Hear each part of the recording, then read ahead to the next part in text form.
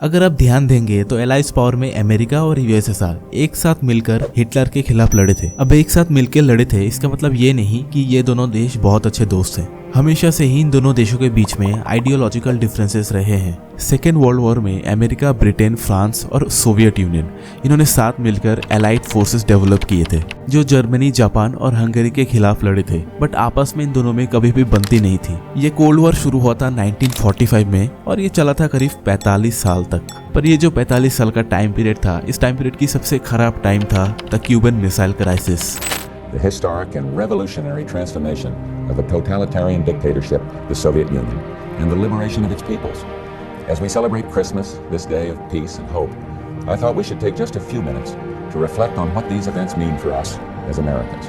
The relationship between the US and Russia, of course, taking a rather dramatic turn since Donald Trump took office. Now, those heightened tensions over Syria. Could a new Cold War be brewing between the two countries? Let's talk about all of this with Barry Pavel.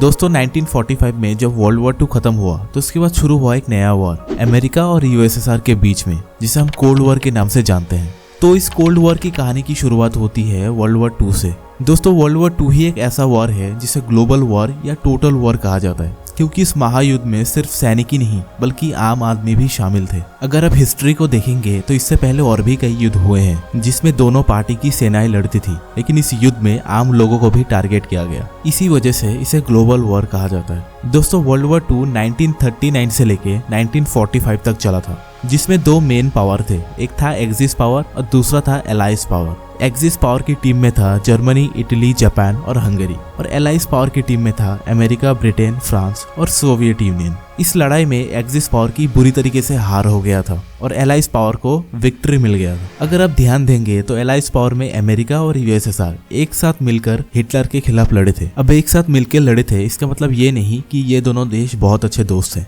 हमेशा से ही इन दोनों देशों के बीच में ideological differences रहे हैं। America जो capitalism और सोशलिज्म में विश्वास रखता था, वही दूसरी तरफ सोवियत यूनियन कम्युनिज्म को रिप्रेजेंट करता था। तो सवाल ये है कि इतना सारा आइडियोलॉजिकल डिफरेंसेस होने के बाद भी ये दोनों कंट्रीज एक साथ मिलकर क्यों लड़े थे? तो इस सवाल का जवाब कुछ इस तरीके से दिया जा सकता है कि जब हमें कोई बड़ा खतरा दिख रहा होता है तब हम आपसी दुश्मनी को भूल जाते हैं और इस बड़े खतरे के बारे में सोचते हैं। तो वैसा ही कुछ किया इन दोनों कंट्रीज ने। तो सोवियत यूनियन और यूएसए इन दोनों को दिख रहा था कि अभी इस सिचुएशन में हिटलर सबसे बड़ा खतरा है हमारे लिए। अगर हम उन आइडियोलॉजिकल डिफरेंसेस को लेकर लड़ते रहेंगे तो हो सकता है कि हिटलर सबसे पहले यूएसएसआर को खत्म कर दे, फिर अमेरिका को। तो समझदारी इसी में ही है कि दोनों कंट्रीज एक साथ मिलकर लड़े। दोस्तों अगर हम लॉजिकली देखें तो अमेरिका और यूएसएसआर दोनों एक साथ लड़े थे और जीते भी थे। तो इस तरह से तो इन दोनों को और भी ज्यादा अच्छे दोस्त बन जाना चाहिए था, क्यों है ना? फिर ऐसा क्या रीजन हो सकता है जिसकी वजह से शुरू हुआ इन दोनों सुपर पावर्स के बीच में एक कोल्ड वॉर? जानने के लिए ना पूरा वीडियो देखना पड़ेगा। दोस्तों ये वीडियो वर्ल्ड वॉर 2 के बारे में बिल्कुल नहीं है। मैं आपको ये सब इसलिए बता रहा हूँ ताकि आप आपके मन में इस घटना को लेके एक बैकग्राउंड क्रिएट कर पाओ, क्योंकि कोल्ड वॉर की टाइमलाइन डायरेक्टली वर्ल्ड वॉर 2 से कनेक्टेड है, इसलिए ये सब बताना बहुत ही जरूरी हो जाता है। तो इस कहानी की शुरुआत होती है क्यूबन मिसाइल क्राइसिस से। हालांकि इस वीडियो का टॉपिक था कोल्ड वॉर इरा और मैंने इस वीडियो के इंट्रोडक्शन वाले पार्ट में समझा दिया था कि किस कॉन्टेक्स्ट में हमें इस टॉपिक को समझना पड़ेगा। सेकेंड वर्ल्ड वॉर में अमेरिका, ब्रिटेन, फ्रांस और सोवियत यूनियन इन्होंने साथ मिलकर एलाइड फोर्सेस डेवलप किए थे जो जर्मनी, जापान और हंगरी के खिलाफ लड़े थे। बट आपस में इन दोनों में कभी भी बनती नहीं थी। एलाइड फोर्सेस में और भी कई कंट्रीज थी जैसे अमेरिका, ब्रिटेन, फ्रांस, लेकिन इन सब लोगों में बहुत ही अच्छा रिश्ता था। हालांकि सोवियत यूनियन भी एलाइड फोर्सेस का हिस्सा था, लेकिन वो अलग ऑपरेट करते थे। इसलिए वर्ल्ड वॉर 2 जब खत्म हुआ तब अमेरिका और रशिया जो उस टाइम पे दुनिया की सबसे बड़ी सुपर पावर्स थी, हालांकि आज भी है, तो उनमें आपसी लड़ाई शुरू हो गई। बट ये लड़ाई ग्राउंड लेवल पे नहीं था, ये कुछ आपस में मन ही मन अंडर द सरफेस हो रही थी, क्योंकि दोनों कंट्रीज को ये बात बहुत अच्छी तरीके से पता था कि अगर मैं इसका कुछ नुकसान पहुंचाने की कोशिश करूंगा तो सामने वाला चुप नहीं बैठेगा। और इसी वजह से इस वॉर को कोल्ड वॉर कहा जाता है। ये कोल्ड वॉर शुरू हुआ था 1945 में और ये चला था करीब 45 साल तक। पर ये जो 45 साल का टाइम पीरियड था, इस टाइम पीरियड की सबसे खराब टाइम था द क्यूबन मिसाइल क्राइसिस। दोस्तों क्यूबा एक छोटा सा देश है जो बहुत ही ज्यादा नजदीक है अमेरिका के, करीब 145 किलोमीटर के डिस्टेंस पे है और ये क्राइसिस 1949 में शुरू हुआ। उस वक्त क्यूबा का जो लीडर था फिदेल कास्ट्रो, वो कम्युनिज्म को रिप्रेजेंट करता था, बिल्कुल रशिया की तरह। और ये बात अमेरिका को बिल्कुल पसंद नहीं था क्योंकि फिदेल कास्ट्रो के पावर में आने से पहले बतिस्टा क्यूबा में रूल करते थे। बतिस्टा उस वक्त अमेरिका के फुल सपोर्ट में था, पर जब फिदेल कास्ट्रो बतिस्टा को ओवरथ्रो करके पावर में आते हैं तब उसने रशिया से हाथ मिलाकर कम्युनिज्म को बढ़ावा दिया। तो अमेरिका इसी कोशिश में था कि क्यूबा में जो कम्युनिस्ट गवर्नमेंट है उसे किस तरह से हटाया जाए। पर यह तो कुछ नहीं है। साल 1962 में एक ऐसा हादसा हुआ जो अमेरिका सोच भी नहीं सकता था। एक अमेरिकन स्पाई प्लेन जब क्यूबा के ऊपर से गुजर रहा था तब उन लोगों ने देखा कि क्यूबा की एक जगह में रशियन मिसाइल्स प्लांट हो रहे थे। और ये सब देखने के बाद उन लोगों ने जल्दी से जल्दी इस खबर को उस वक्त अमेरिका के जो प्रेसिडेंट थे जॉन एफ कैनेडी, उन तक पहुंचाई।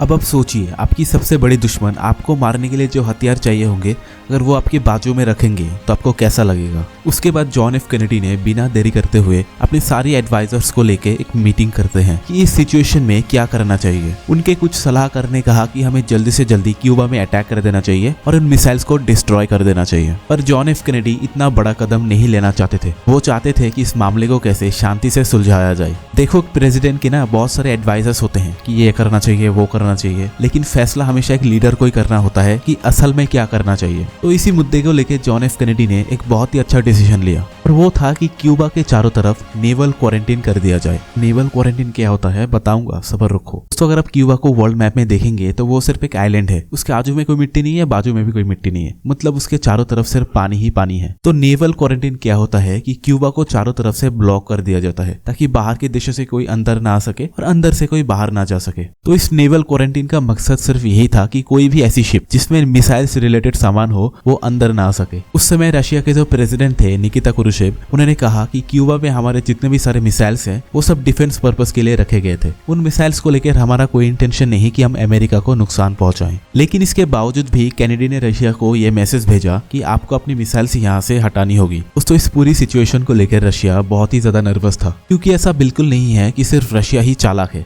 और ऐसी गेम खेलना सिर्फ उसे ही आता है। अमेरिका भी अपनी कुछ मिसाइल्स टर्की के अंदर प्लांट करके रखे थे जो रशिया के बहुत ज्यादा नजदीक था। अब मुकाबला बराबरी का हो चुका था। 27 अक्टूबर वो दिन था जब सभी को लग रहा था कि आज वर्ल्ड वॉर 3 शुरू होने वाला है, क्योंकि इसी दिन एक अमेरिकन स्पाई प्लेन को सोवियत एयर डिफेंस ने शूट डाउन कर दिया। इस बात से अमेरिका बहुत ही ज्यादा भड़क गया था और वो भी इसका बदला लेना चाहता था। दोस्तों आप ये सोच सकते हैं कि सिचुएशन कितना ज्यादा खराब हो गया था कि अब लोग मान चुके थे कि किसी भी दिन न्यूक्लियर वॉर छिड़ सकता है, जिसकी वजह से लोग भर भर के ग्रोसरीज और खाने का सामान स्टोर करके रख रहे थे। इसी मुद्दे पे अमेरिकन प्रेसिडेंट कैनेडी ने कहा कि हमें शांति से काम लेना पड़ेगा। हमारी कोई भी हरकत एक नई जंग की शुरुआत कर सकती है। दुनिया ने अभी अभी वर्ल्ड वॉर 2 को झेला है, अब हम तीसरे वर्ल्ड वॉर को अफोर्ड नहीं कर सकते। अक्टूबर 27 जिस दिन रशिया ने उस अमेरिकन प्लेन को गिराया था, ठीक उसी दिन एक रशियन सबमरीन क्यूबा के नजदीक टहल रहा था जो पानी के बहुत गहराई में था। आपको बता दें कि वो रशियन सबमरीन जिस जगह पे टहल रहा था वहाँ पे नेवल क्वारंटाइन चल रहा था क्यूबा के चारों तरफ,